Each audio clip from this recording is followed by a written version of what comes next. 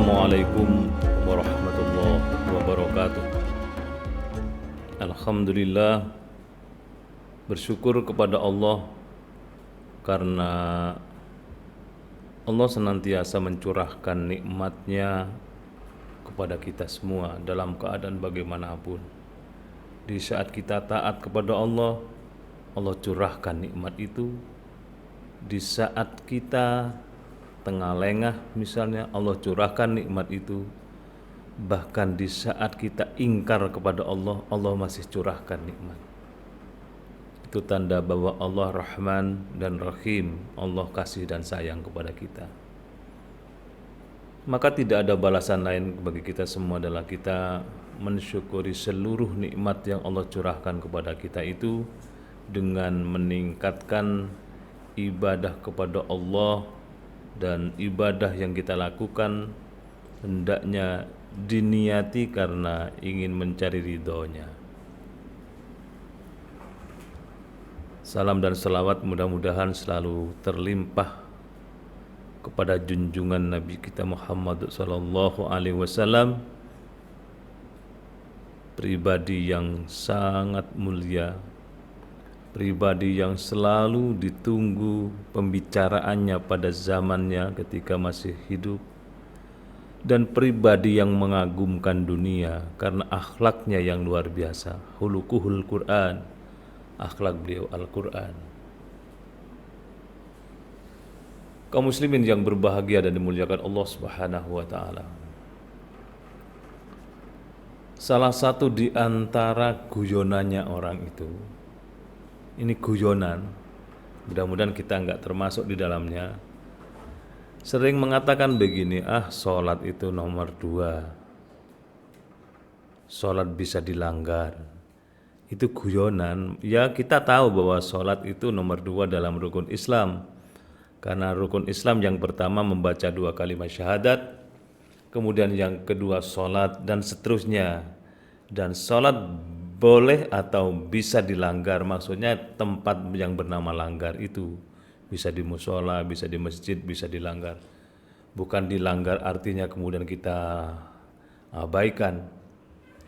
Tapi kalau ada orang yang tidak paham terhadap kalimat ini, kemudian menerapkan kalimat yang kedua tadi, sholat boleh dilanggar, lama-kelamaan orang itu kemudian meringankan atau meremehkan sholat. Mudah-mudahan tidak. Tapi kalau kemudian yang mengucapkan itu orang yang punya pengaruh, bisa jadi orang itu kemudian terpengaruh sedikit semangatnya berkurang dan bahkan berani meninggalkan sholat. Kaum muslimin yang berbahagia dan dimuliakan Allah Subhanahu wa taala, Fatimah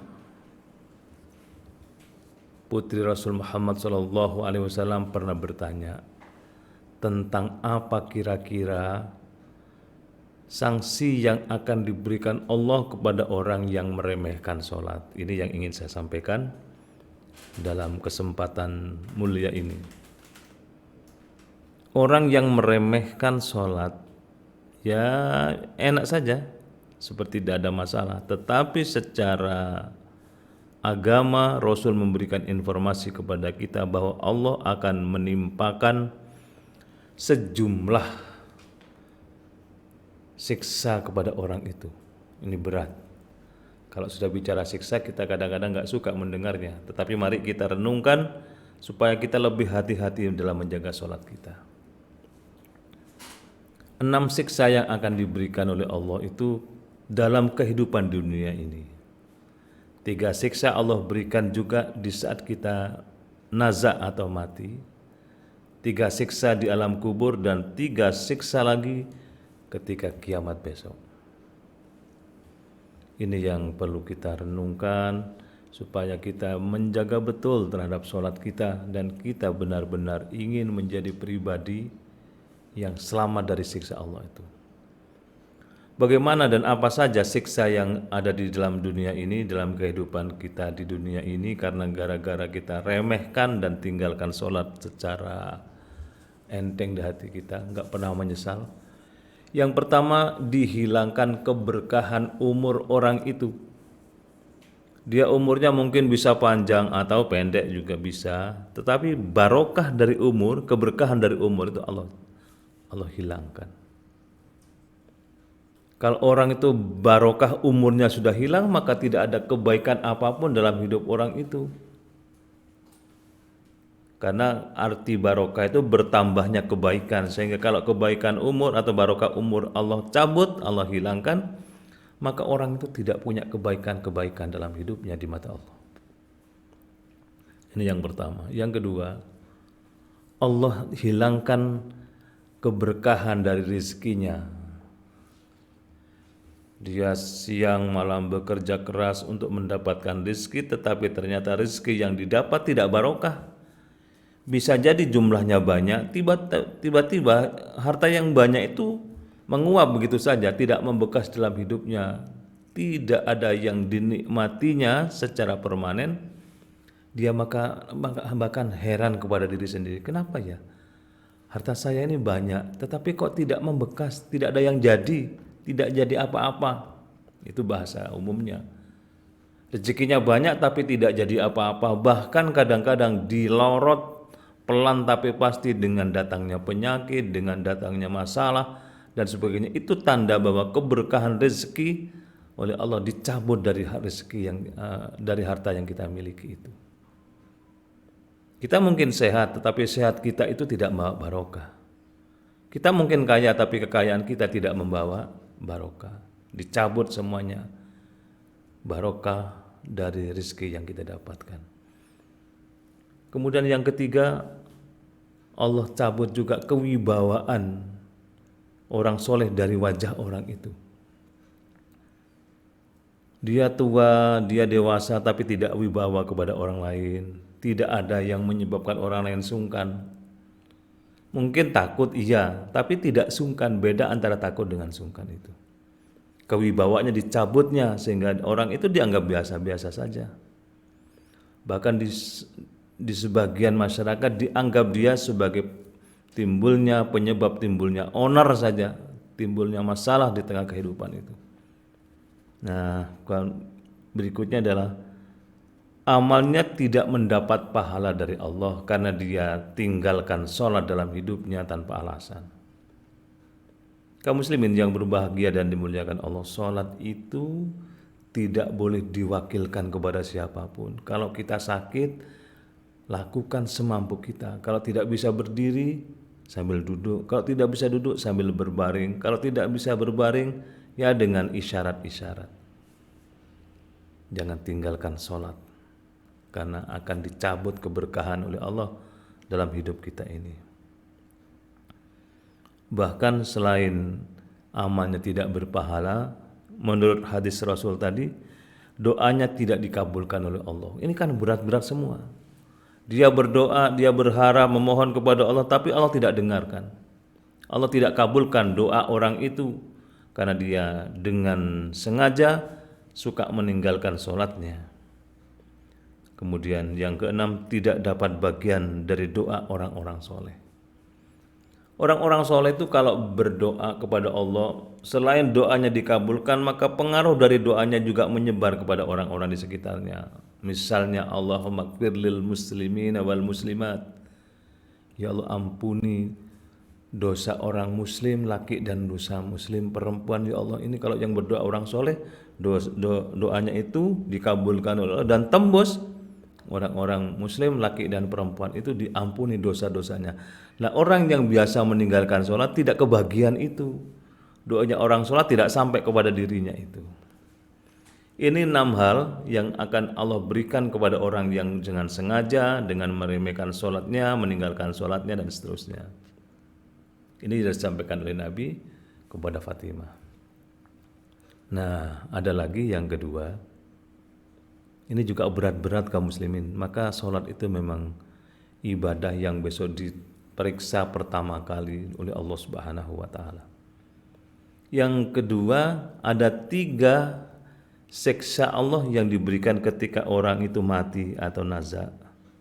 Pertama, matinya orang yang meninggalkan sholat itu dalam keadaan hina, tidak ada kemuliaan di mata masyarakat maupun lebih-lebih di mata Allah. dia mati dalam keadaan hina. Kemudian dalam keadaan lapar. Ya kita tidak tahu, tidak merasakan, bahkan orang yang meninggal dunia itu, orang nazak itu kan tidak bisa bercerita, tapi dia merasakan begitu lapar akibat dari kebiasaan meninggalkan sholat. Dan yang ketiga, dia dalam keadaan dahaga meninggalnya, dalam keadaan haus yang luar biasa. Bahkan di saat-saat haus itu kemudian datang namanya iblis menawarkan minuman, syaratnya engkau mau menyembah kepada aku. Kalau tidak aku beri. Tapi karena hausnya luar biasa, dia mengiyakan dan diminumlah air yang dibawa oleh iblis, oleh setan itu, dan diminumlah, kemudian dalam keadaan dia kufur kepada Allah Subhanahu wa taala. Kaum muslimin yang berbahagia dan dimuliakan Allah, ada 3 siksa yang Allah berikan di alam kubur bagi orang yang sengaja meninggalkan sholatnya atau meremehkan sholatnya. Yang pertama, Allah kirimkan kepada mereka itu malaikat yang pekerjaannya hanya mengganggu saja, menakut-nakutinya orang-orang yang ada di alam kubur itu. Ya, kita harus percaya informasi ini datang dari Rasul Muhammad SAW. Kemudian yang kedua, kuburnya disempitkan oleh Allah, dihimpit oleh tanah itu sehingga dia merasakan bagaimana siksanya di alam kubur itu, dan dia tidak merasakan nikmatnya alam kubur. Doa demi doa yang dilantunkan oleh keluarganya, oleh anaknya tidak sampai kepada dia karena memang sudah dihimpit. Kan doanya supaya dijembarkan, diluaskan alam kuburnya. Tapi kalau dia biasa meninggalkan sholatnya, disempitkan oleh Allah. Nah, yang ketiga, di alam kubur itu digelapkan. Ada satu penjelasan, barang siapa yang biasa sholat isya tepat waktu, berjamaah apalagi, maka besok di alam kubur Allah jadikan alam kuburnya terang benderang, menyenangkan dan seterusnya, tidak kesepian.